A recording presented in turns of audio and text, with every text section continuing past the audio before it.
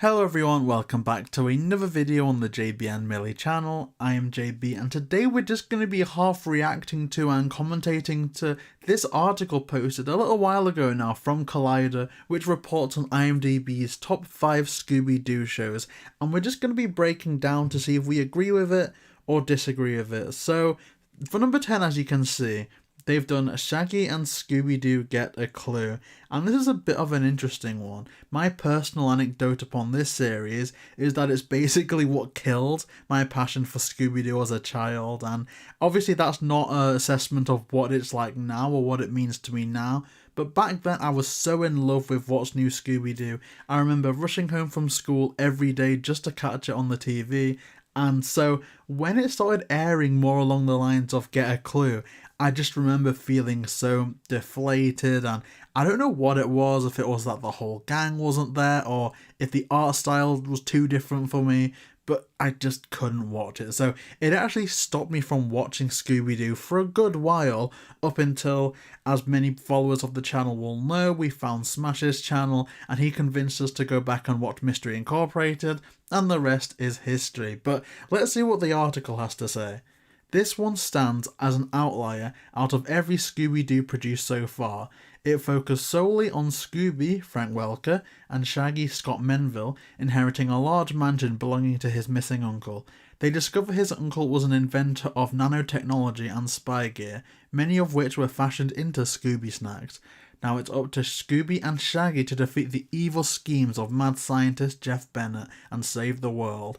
Unfortunately, it was much more of a spy comedy show than a supernatural mystery, featuring different animation designs for its leads and lacking genuine surprise. So very difficult to disagree with that, and I'm kind of wanting to say so far I can absolutely see how that does bag the number 10 spot, because it is very different, but at the same time there are some standout episodes that I have gone back to and liked. I don't remember what it was called, but it was about that main Jeff Bennett scientist going on a cruise because Shaggy and Scooby had ruined their plot consistently, and so he's just kind of completely out of it. But what do you know, Scooby and Shaggy are on that same cruise and continue to make his life a misery. Now, is it a Scooby show, in terms of that episode that I enjoy? Maybe not. It's more along the lines of it made me laugh a lot. It was a good comedy, but yeah, I mean, there are some that I enjoy, but overall I can see how this has the number 10 spot. So for number 9, it's Scooby-Doo and Scrappy-Doo. I got a bit of history with this in that I would always judge what episodes I would watch as a kid based on the intro. I will admit, I don't know if this takes away any quote lad points, but as a kid, every time it was the original Where Are You intro, I had to switch it off because when I was very, very young, stuff like the old production design, that kind of horn sound that would play every time a ghost like Captain Cutler would show up, I would just be too scared. The original series used to frighten me so much. And so whenever it was that scene on the train and you see Scrappy saying, "Hi, Uncle Scooby," or the intro to the Scooby-Doo show or the new Scooby-Doo movies, I knew that it was safe for me to watch because I think they kind of toned down the creepiness. I don't quite know what exactly scared me about the original series. So the Scooby and Scrappy-Doo show is one that I did watch quite a lot as a kid, and I kind of don't know where, or at least how to react to it being 9th place. I kind of think maybe some people have voted it down because of the Scrappy hatred and they don't like Scrappy. And I kind of see that. I mean, I'll know a better position, and maybe I'll even do my own personal top 10, or at least a rejigging of where I think these top 10s rank. But I don't know. I feel like it deserves to be a little bit higher up, especially those earlier episodes were quite strong. And in fact, let's get into the article, because I do think it tells us some valuable stuff about why this series deserves a bit more respect. So, this series remains somewhat controversial in the Scooby fandom because it introduced one of TV's most infamously mocked characters, Scooby's nephew Scrappy-Doo, Lenny Weinrib. He was also the opposite of his uncle in every way: small, running, headfast into danger, conceited, unable to speak normally in complete sentences. Scrappy was explicitly created to boost ratings, and it worked. While fans can argue over his quality as a character, this series was a surprise success, and it's possible the Scooby franchise would not be continuing today without Scrappy. Facts. That is 100% true, and I guess if you want to hear more about the behind the scenes of that, we recently did drop an interview with Mark Evanier, who wrote the initial introduction of Scrappy-Doo in this series, so there's a lot more to dig into that, so please do watch that interview if you're watching this. But yeah, 100%, if it wasn't for that initial introduction of Scrappy or something to boost the ratings, we wouldn't get stuff that people really love today, like, I guess people like Guess Who, but universally, Mystery Incorporated. So we do have this series to thank for that. Now obviously that doesn't mean that this series is any better or any worse, but it is important to keep into consideration what this series did for the franchise. Okay, bit of a recent one here. Be Cool Scooby-Doo, a 6.6 rating on IMDB. Here's what I'm thinking initially. After the impact of the new HBO Max Velma show, there are two series that have been heavily elevated by that.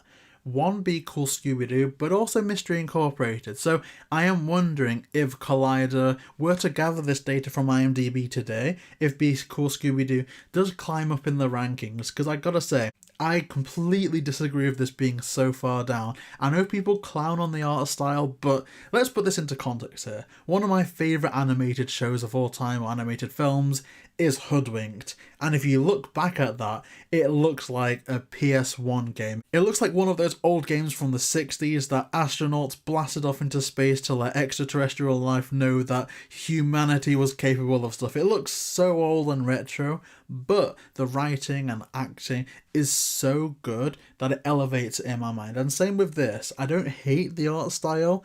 I'm used to different things looking different, and maybe as a kid, if this was what came out after What's New Scooby-Doo, the art style would have put me off. But because I just watched this over the last couple of years, I can enjoy it for the writing and the acting, and that is incredibly good.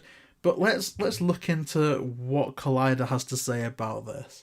So, after the darker, more story-focused Mystery Incorporated, Be Cool Scooby-Doo was an attempt to return to the lighter, more comedic tone established from previous shows. Set just after the gang graduated from high school, it follows up to their familiar hijinks as they travel to spend the summer together. While a deliberate attempt to be something of a throwback to the 1969 series, specifically, it remains significant and unique for two reasons. First, it featured the simplistic yet unique character design for the team. In addition, it also served as their debut for Velma's current voice actress Kate Micucci, which people that watch the series will know.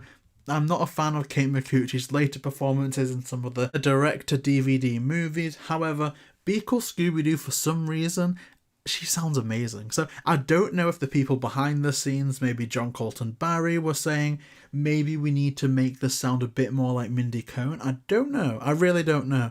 But the fact is that she sounds amazing in this series. So definitely I do want to see if Be Cool Scooby-Doo has elevated a little bit. And in fact, we can just quickly check here on IMDb for ourselves to see if it does still have the same rating. Because I'd be very shocked, because more even than Mystery Incorporated, Be Cool Scooby-Doo, like you see so many tweets saying, we need to apologise to this series, you know. So it is a main thing. And just peeking at the IMDb now, it does still have that 6.6 rating. Now, not saying that IMDb is the be-all and end-all for a show, and that when people did begin to appreciate this series, you don't expect them to run to IMDb to change the situation, but I am shocked that it hasn't been boosted that little bit. And now we have number 7, A Pup Named Scooby-Doo, which is a show that I watched on and off as a kid. I think they weren't airing this as much as, say, What's New Scooby-Doo or the Scooby-Doo show. There were quite a lot of reruns of stuff like the Scooby-Doo show and the Scooby-Doo and Scrappy-Doo show. That just wasn't the case with A Pup Named Scooby-Doo, at least for me being 24 years old in the UK, when I was about that 8, 9, 10 mark, when I was really watching Scooby-Doo. It wasn't really a thing, so I did catch the odd episode, but of course, when we were preparing to interview Tom Ruger, I watched the whole series, and I like it a lot.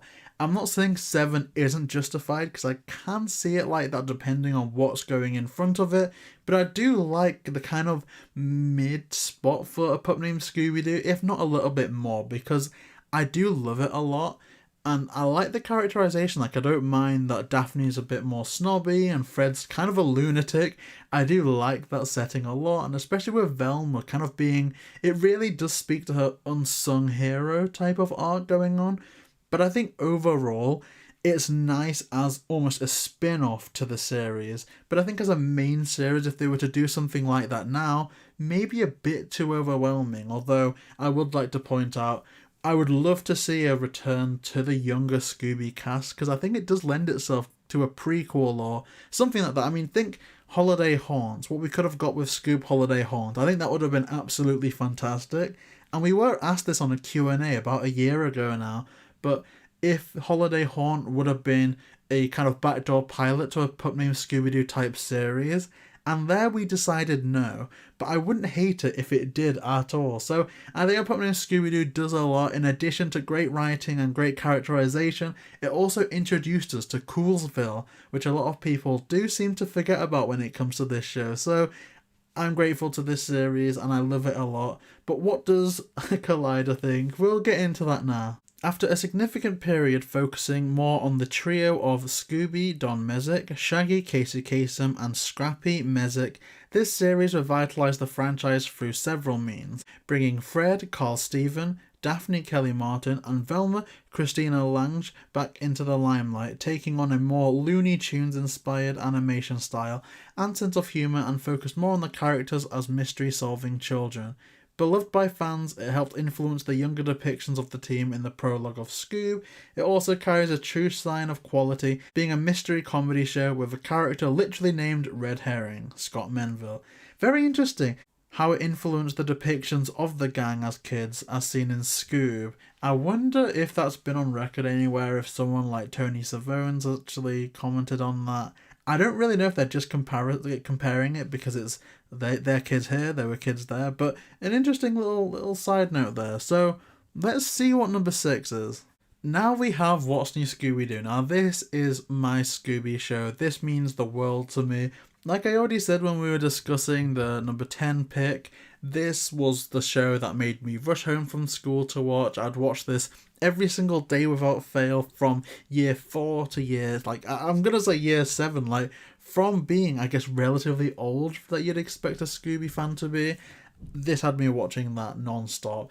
I loved everything from the intro song to the cast, the animation, the storylines, the character designs for the monsters and the gang.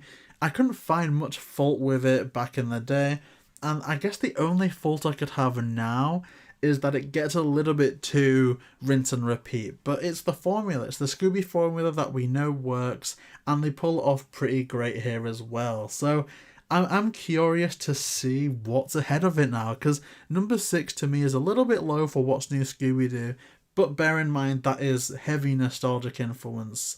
If this show came out today, and I didn't grow up on it, I can't say that I'd think too highly of it, but again, I can't say that I wouldn't feel too highly about it either. So, Collider says this version was quite similar to Where Are You, but featured a modern setting, a lighter, more realistic tone, slight wardrobe changes for characters like Fred, Frank Welker, and a new theme song that would become just as iconic as the original. On top of the standard abandoned factories and rundown amusement parks, the team travelled to exotic locations such as Africa, Japan, and Hawaii. While the series had no overarching storyline, the designs and animation would be used for most of the direct-to-video movies released during and around this period. This heavily implied it all took place in the same timeline. Yeah, that is interesting. That is very interesting. Very difficult to disagree with that, and of course they do try and bring in the movies. I don't think it's fair to put that in there in terms of for and against the quality of the series, but it's made me very curious to find out what beat What's New Scooby-Doo. Just in my head, there's a couple I can argue for, but I don't know. I don't know where they're going to go with this, but I guess we're going to find out. Oh gosh, I was not expecting this to be number 5. I mean, it's not a bad series. I think in terms of, I guess if we're talking about the work of Tom Ruegger now, I do think that this was a good kind of reason for him to have felt out the Scooby franchise, but I do feel like his swan song in the franchise is a Pup Named Scooby-Doo, and so I don't know, when I was rewatching this to speak to some of the people that wrote episodes that I really like Jeff Holder, there were some episodes that I did really enjoy, but then others that just kind of felt a bit redundant. I don't know how to describe it, and this is talking as someone that likes Scrappy, that likes Flim Flam. I didn't have any like beef with the missing members of the gang. As long as there's Daphne, I'm happy. But I don't know, it just felt like they changed a little bit too much for me with this one, and for all I'm okay with change, I didn't really find a lot to enjoy in this series at all. But let's see what Collider has to say. This was the first Scooby series to take on a darker tone, wherein the supposedly supernatural creatures were very much real. After being tricked into releasing a box filled with the titular 13 ghosts, Scooby, Shaggy, Daphne, Heather North, and Scrappy must find them all before they destroy the world.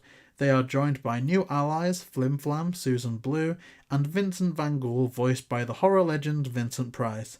True to its name, it only ran for 13 episodes, but it remains beloved by fans to the point where it received a direct-to-video follow-up in 2019. So, I absolutely disagree that this is the first take on a darker tone.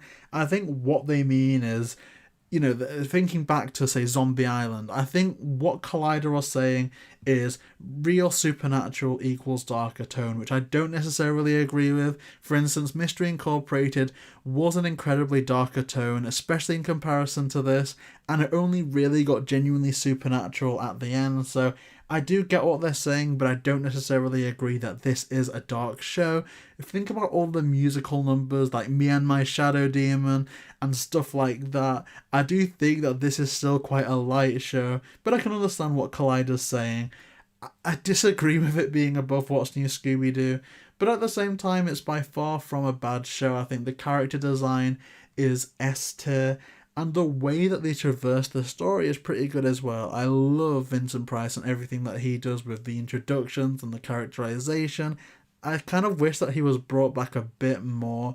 I know they did some stuff, of course, with the 13 Ghosts DTV and, of course, Mystery Incorporated, but I think they kind of watered him down in both of those projects, where I enjoy what he is in this significantly more than those projects, because they made him seem almost like a dark character, to not necessarily be feared, but you understand his power and the respect that the gang grow to have for him. At the same time though, you also see him softening to the gang a bit, and I do like that story arc. Arguably, I think Vincent Price's Vincent Van Ghoul has the most story arc in the 13 Ghosts of Scooby-Doo, so it was a bit of a shame to see that squandered in the direct-to-video follow-up.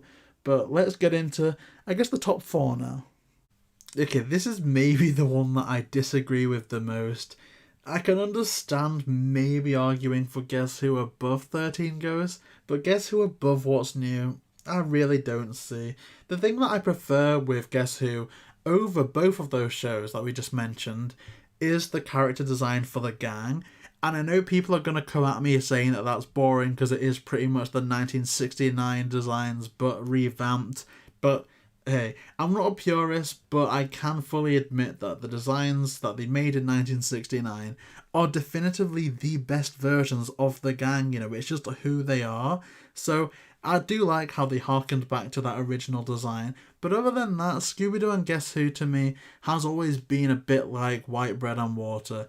It's not offensive, it's not awful, it's perfectly serviceable, but it just lacks a bit of flavour, you know, a bit of personality that pretty much every other show on this list that we've had so far has had. This one doesn't really feel like anything to me, it's just more Scooby, so I disagree with it being so high up. And I think the thing is with this, it stands out from the new Scooby-Doo movies in, I think, the worst way, but in a way that isn't necessarily the show's fault. So, like the new Scooby-Doo movies, this show already assumes that you know the guest star, that you're invested in who the guest star is, and that you're familiar with their work. Like, it doesn't say, oh, look, there's, you know, Steve Urkel, he did this, he did that, and this is what he's known for. And the show shouldn't have to do that, and it doesn't, so no minus points on my part for that.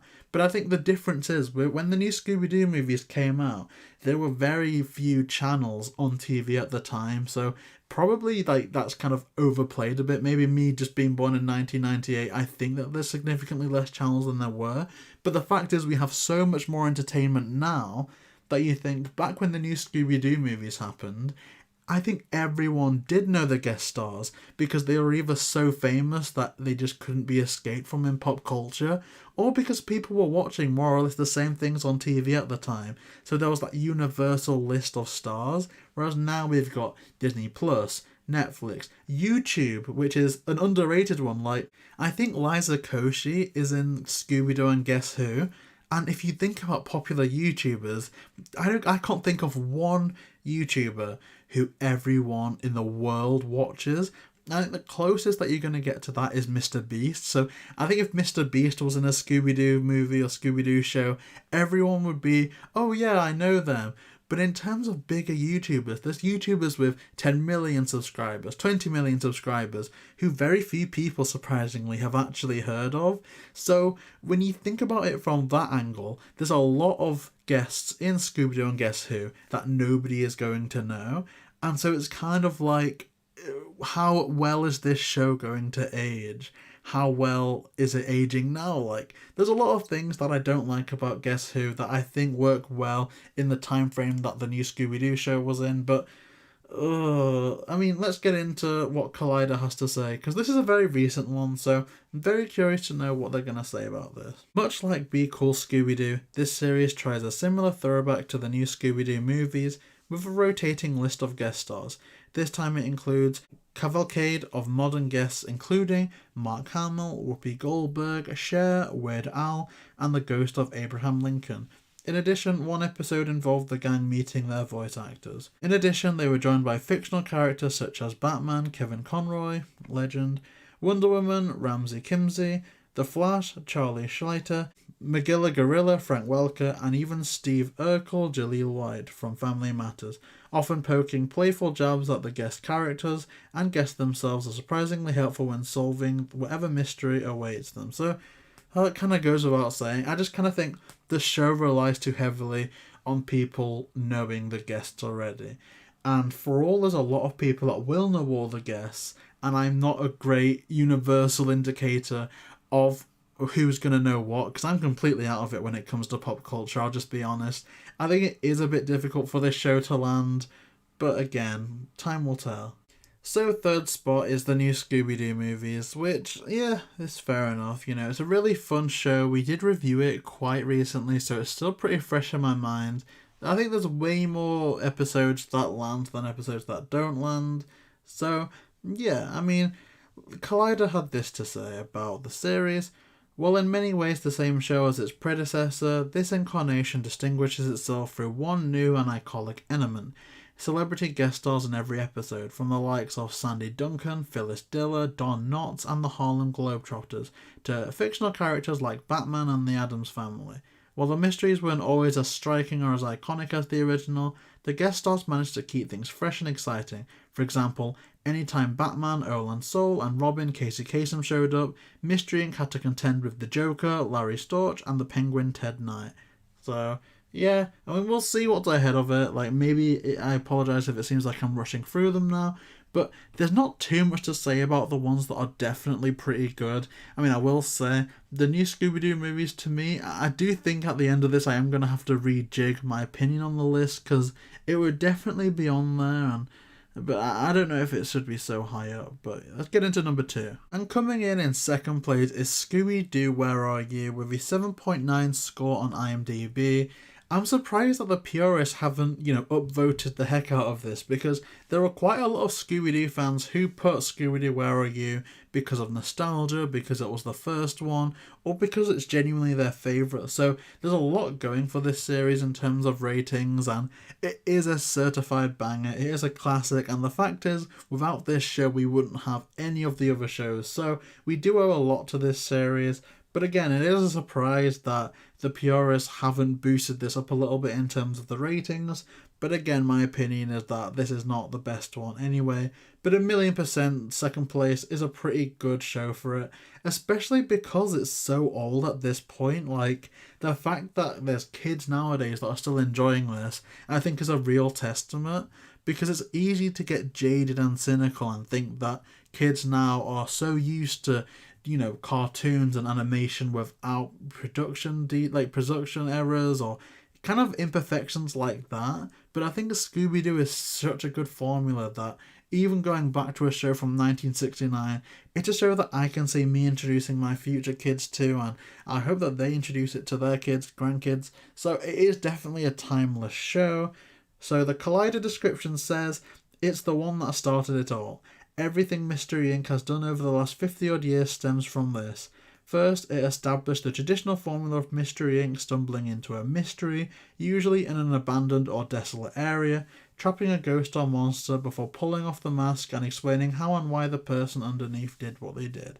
Second, it introduced several iconic villains, including Captain Cutler, Redbeard the Pirate, the Creeper, the Black Knight, and the Space Kook. Produced on a low budget, it retains an old-school charm with atmospheric backgrounds, creative monsters, and good mysteries for its young audience.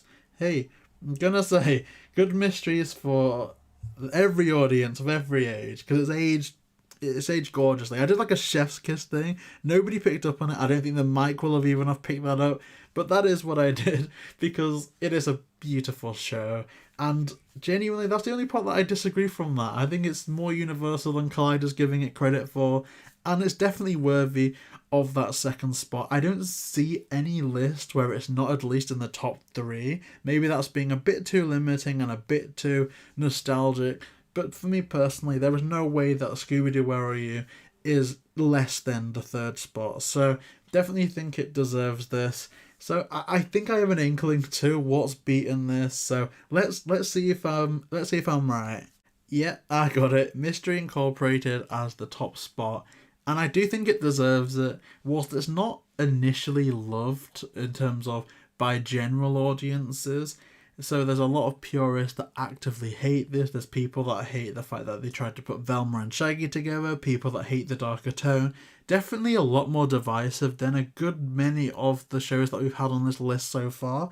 I think its undeniable quality does carry it enough, and of course, very curious to see if this is in fact boosted up in the numbers a bit, because like with Be Cool Scooby-Doo, Mystery Incorporated has seen a resurgence in popularity after people were not satisfied with the tone of Velma and the writing of Velma, so we're gonna keep an eye on these listings and maybe even do an updated one in a year's time.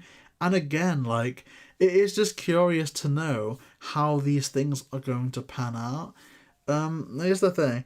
I kind of I agree with it being at the top spot, actually, because For All My Heart says What's New Scooby-Doo. I can acknowledge that I watched that show at a very important time, and I look back at it with those innocent memories and knowing that it was kind of a safety blanket after school. So if it wasn't for that, would I feel the same way about it? The answer is I don't know. But with this, I kind of have an answer to that. Because as I said in the intro, this is not a show that I watched in 2010, in 2013, even in 2017. Like, this isn't one that I watched until like the last 2 years when we were introduced and recommended to it by Smash. And so I didn't watch it with those kind of rose-tinted lenses, is that the phrase? I watched it to watch it, and primarily back then I was thinking about it from a reviewer perspective as well, because that was when we were reviewing one Scooby-Doo movie every week, and so I was analysing this and thinking critically about the series, and it ended absolutely incredibly. And even now I think back and go, you know what, I'd love to rewatch Scooby-Doo Mystery Incorporated again. So even with that non-biased lens, definitely. I will say one thing I tend to disagree on in terms of people that love this show even. I think there's a significant drop in quality from season 1 to season 2. I don't think it's the show's fault. I just enjoyed the mystery of season 1 versus I think it got too heavy in mystery in season 2 for me. I don't know.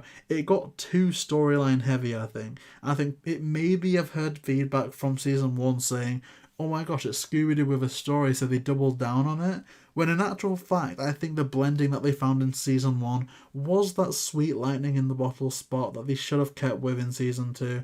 But again, no complaints, because season 2 is still incredible. So now let's get into maybe what Collider has to say, but we'll maybe do our list after that as well. While initially controversial among Scooby purists, this is perhaps the most critically acclaimed installment of the franchise as a whole, released in the heyday of shows such as Adventure Time and Gravity Falls. This series had a dramatic, overarching mystery, more mature and sarcastic sense of humour. The series had a more dysfunctional dynamic with Velma, Mindy Cohn, and Shaggy, Matthew Lillard, sharing a tempestuous romance in the first season. While solving mysteries one day at a time, they soon discover that in their hometown of Crystal Cove, things are more complex than they seem. So, I mean, they don't really give their opinion there. That's just a kind of a bio of the show, which I think is fair enough. But yeah, you know what? I give them that. Definitely, this is a worthy first place. But there's a lot that I disagree with, and I'm going to present that now. So this is my rejigged top 10 list, at least based on the ones presented by Collider via IMDB. Surprised that the Scooby-Doo show is nowhere to be seen in this. That perhaps is the most baffling thing of all. But regardless, bear in mind this ranking could change. I have just done this on the fly, so here I present it to you for your consideration. At number 10, I've put Shaggy and Scooby-Doo Get a Clue. At number 9, I've put Scooby-Doo and Guess Who. At 8, I put the 13 Ghosts of Scooby-Doo. At 7, I put the Scooby-Doo and Scrappy-Doo show. At number 6, I've put the new Scooby-Doo movies. At number 5, I've put a Pup Named Scooby-Doo. At number 4, we have Be Cool Scooby-Doo. At number 3, we have What's New Scooby-Doo. Number 2 is Scooby-Doo Where Are You? And number 1 is Mystery Incorporated. So there's a few there that I have agreed with IMDB on, but overall there's a lot that I would change about their ranking. Let me know if that's a good ranking, a bad ranking, or better still, let me know your top 10 from this list, okay? So based on the ones presented by Collider and IMDB, how would you rejig this list, or do you completely agree with it? Let me know in the comment section down below, and if you do want more content, then please like, comment, and subscribe to JayBee and Milly, and we'll see you next time.